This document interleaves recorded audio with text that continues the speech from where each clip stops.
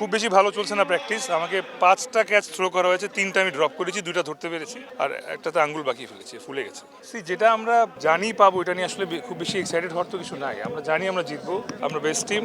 এই তো ব্যাটিং করতে নামলে মানে আমি তো পাড়ায় ক্রিকেট খেলছি, আসলে আমি প্রফেশনাল কোনো ক্রিকেট খেলিনি। সো ব্যাট আর বল এটাই ছিল আসলে ইকুইপমেন্ট। এখানে ব্যাটিং করতে নামার আগে যে পরিমাণ আইসিইউতে ঢোকার সময় যে পরিমাণ সাজগোজ করে আসলে আসতে হয়, সো আমার কাছে মনে হচ্ছে যে আমার চেহারাই দেখা যাবে না। সো আমি না খেলে অন্য কাউকে খেলা দিলে আমার নাম বলে ভালো খেলবে। আসলে আকাশ সমান ডিফারেন্স, কারণ গতবার আকাশ দেখা যাচ্ছিল না, ইনডোরে ছিল, এবার খোলা মাঠের নিচে আকাশ দেখা যাবে। সো আকাশ সমান ডিফারেন্স। ইয়েস, হয় অনেক প্রাণবন্ত হবে, নাহলে অনেক অন্যরকম হবে, কারণ this is professional ground with cricket playing with professional cricket ball, যেটা আসলে খুবই ডিফিকাল্ট। ইনজুরির একটা আশঙ্কা আছে, আমাদের অলমোস্ট আমাদের হাফ অফ দ্য প্লেয়ার্স আর অলরেডি ইনজুর। গতবার তো টুর্নামেন্ট শেষ হয় নাই, সো গতবার যদি টুর্নামেন্ট শেষ হইতো তাহলে আমরাই ট্রফি পাইতাম, তাহলে এই প্রশ্নটা করতে।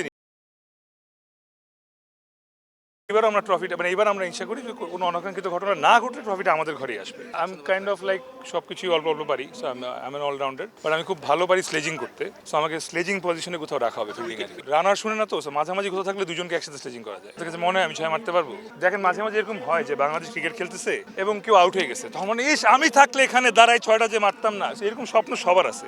সো ওরকম স্বপ্ন তো আমি প্রায় দেখি। কিছুটা না, পুরোপুরি মনে হয়েছে যে আসলে আমি পাড়ার ক্রিকেট এক জিনিস আর দিস ইজ প্রফেশনাল ক্রিকেট। বারবার বলছি, আমার আঙ্গুল আস্তে আস্তে ইন্টারভিউ মাঝখানেই ফুলে গেছে। এটা সিকিউরিটি টিম বলতে পারবে বেটার। এরকম কিছু এবার হওয়ার সম্ভাবনা আছে কি আছে না, ভবিষ্যতে কেউ দেখে না, বলতে পারে না। এরকম কোনো ঘটনা ঘটানোর মেন্টালিটির লোক না থাকলেই আসলে হচ্ছে।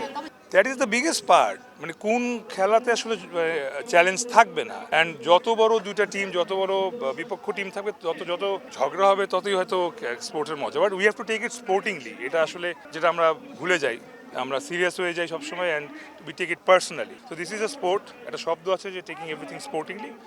হার জিত হবে, you have to take it একদম। কাজের ব্যস্ততা অনেক বেশি, সামনে ঈদ, যে কারণে আমি কদিন প্র্যাকটিসে আসতে পারিনি। আজকে প্রথম আসলাম, এসে দেখি আজকে বাকিরা আসে নাই। সো আমি একা একা প্র্যাকটিস করছি। ওকে।